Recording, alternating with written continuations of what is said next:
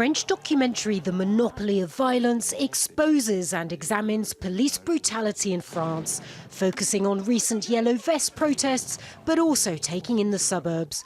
A harrowing watch. It uses footage shot by journalists or members of the public. Showing clips like this, though, may not be possible in the future. The French government has proposed a new security law, part of which would crack down on the broadcast or sharing of images of police officers.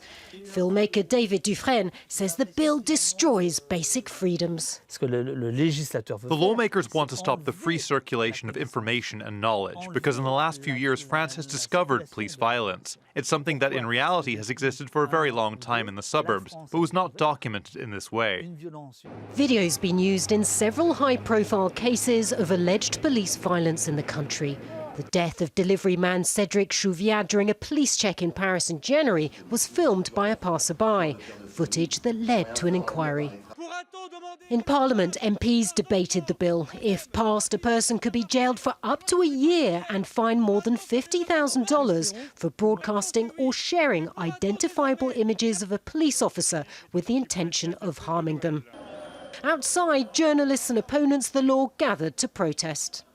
Campaigners fear that if journalists and citizens are dissuaded from filming the police, it will make it harder to hold some officers accountable for their actions, and some may act with impunity. But the government says the law is necessary to protect the safety of police officers.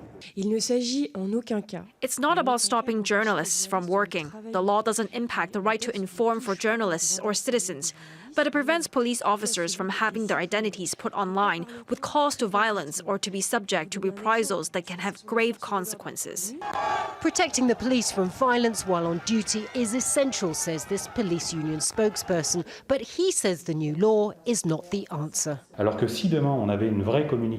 the government were clearer on the role of the police, what they can and cannot do, then this clause would not be necessary.